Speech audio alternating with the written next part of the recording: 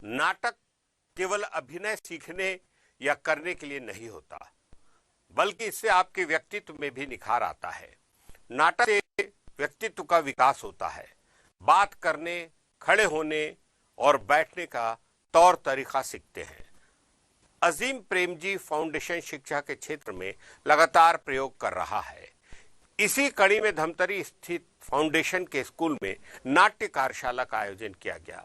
इसमें बड़ी संख्या में स्टूडेंट शामिल हुए और नाटक की बारीकी सीखी।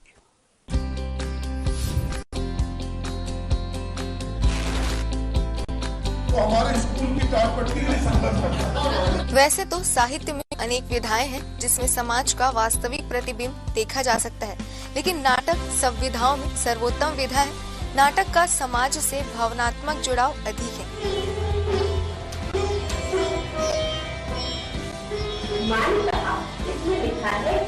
क्योंकि नाटक के माध्यम से किसी भी कथ्य को अधिक स्पष्ट रूप से अभिव्यक्त किया जा सकता है। नाटक मन स्पष्टल पर अमिट छाप छोड़ता है, जिसके कारण यह समाज के प्रति और समाज में घटित होने वाली समस्याओं के प्रति जागृत कर नवचेतना का सृजन करता है। इसी के मद्देनजर अजीम प्रेमजी फाउंडेशन द्वारा धमतरी में संचालित स्कूल इस विधा के माध्यम से स्कूली बच्चों को और ज्यादा जिम्मेदार बनाने और उनके व्यक्तित्व को निखारने की दिशा में प्रयास कर रहा है। हाल ही में यहाँ एक नाट्य कार्यशाला आयोजित की गई। इसमें अनुभवी नाट्यकर्मियों ने बच्चों को नाटक के अलग अलग विधा का अभ्यास कराया। स्कूल प्रबंधन का भी मानना है कि नाटक के जरिए बच्चे बहुत कुछ आसानी से सीखते हैं।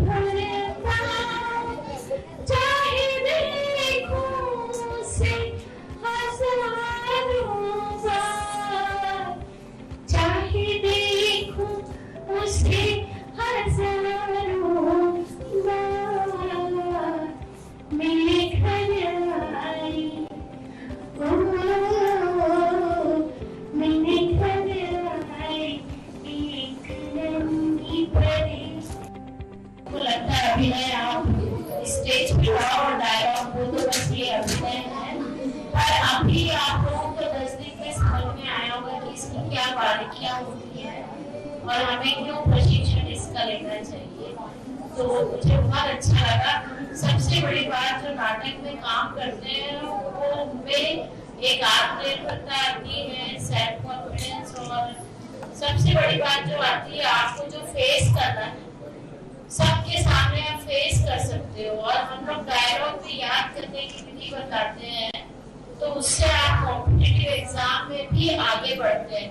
जो बच्चे नाटक करते हैं ऐसा नहीं कि वो कुछ नहीं कर रहा है, वो 2-3 तरह काम करते होते हैं, क्योंकि नाटक इतनी एनर्जी दे देता है, आपको इतनी एनर्जी भर देता है, दिमाग को खोल देता है कि आपको लगता है जो भी पढ़ते हैं या जो भी काम करते हैं उस पे 4 साल लग जाते हैं। मैं नरेश से बार-बार ये डिमांड करते रहा कि हमको हमारी ऐसी कोई कार्यशाला होनी चाहिए, क्योंकि जब मैं बच्चों के बीच जाता था तो मुझे अपने आप में कमी महसूस होता था कि बच्चों को जब हम कविता वाली पाठ आती है, अभिनय वाला पाठ आता है, उस समय हम खुद एक साथ करके नहीं दिखा पाते हैं। और हम अपने स्कूलों में ये तो मैं हमेशा चाहता था कि बच्चों के अंदर वो चीज सिखाने के लिए मुझे पहले खुद सीखना पड़ेगा। इस उद्देश्य से मैं यहाँ आया था, और यहाँ आने के बाद जब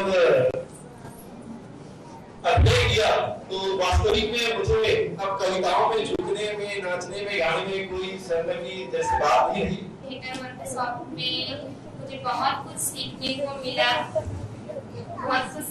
मिला, जैसे कि ब्लॉगिंग बनाना। मैंने जो नाटक किया सुनो कहानी, वो मैंने पहली बार किया, जो ऐसे का म्यूजिक चल रहा है, हम लोग ब्लॉगिंग बना रहे हैं, तो हमको ये बहुत अच्छा लगा। हमने पहले बस होते थे और नाटक करते थे। जैसे मैंने नाटक कभी भी नहीं देखा था और इस वर्कशॉप में हमको बहुत सी सीख मिली। जब वर्कशॉप में शामिल हुआ उसमें से जब पहले दिन मैं आया तो फिर मेरे कॉन्फिडेंस नहीं था। मेरे को ऐसा लगता था कि मैं लोगों के बीच कर तो पाऊंगा कि ऐसे नहीं बैठ रहूंगा और अपनी बात को समझा नहीं पाऊंगा। तो फिर इतने 10 दिनों तक मैं यहाँ रहा तो फिर आज देख सकते हैं कि मैं यहाँ पे आके बोल रहा हूँ। मैं जब शुरू दिन आई थी तो मुझे मतलब मैं ज्यादातर यही समझती थी नाटक मतलब नाटक जाओ और करो इस टाइप से। तो संतोष सर ने मुझे बताया कि नाटक में एक आत्मा होती है। तो जैसे मैंने 5 दिन किए थे वही चेयर को लेके, तो मैंने मतलब एक भाई का रक्षाबंधन किए थे, उसमें आत्मा गया था। तो मैंने यही सीखा है कि आत्मा कैसे लाते हैं। थिएटर में जो रियल लाइफ होता है उसी को करना रहता है, मतलब ये नहीं कि हमको नकली ऐसा चीज करना है, वो ओरिजिनल ही रहता है। इस नाट्य कार्यशाला के समापन के मौके पर Chhattisgarh film and visual art society के प्रमुख सुभाष मिश्र और वरिष्ठ रंग निर्देशक रचना मिश्रा भी मौजूद रहे। सुभाष मिश्र ने नाटक के महत्व के संबंध में ये कहा कि कलाकार की समस्त कृति के मूल में उसकी चेतना और उसकी अनुभूति प्रधान होती है। समस्त शास्त्रों और कलाओं से युक्त नाटक की रचना इसी चेतना और अनुभूति का परिणाम है। इसके अभ्यास से विद्यार्थियों को अवश्य लाभ मिलेगा। कुछ गांव में बस्तर के गया था, तो जिस गांव में उतर रहे थे उस गांव में लोगों की मांग थी कि आत्मानंद स्कूल खोल दो। अच्छी बात है कि आत्मानंद स्कूल एक मॉडल स्कूल की तरह विकसित हो रहा है, पर सवाल यहाँ पर यही है कि एक स्कूल को कैसा होना चाहिए।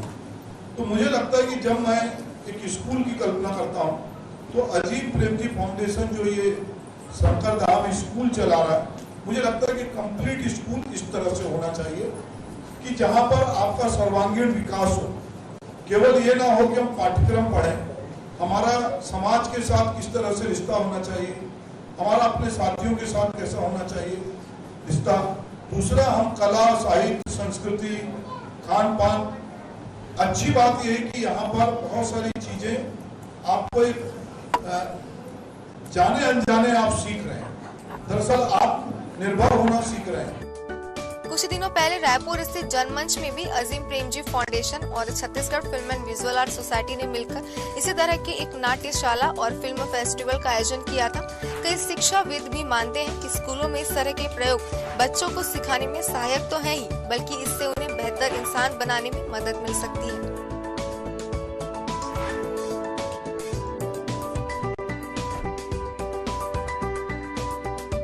ताज़ा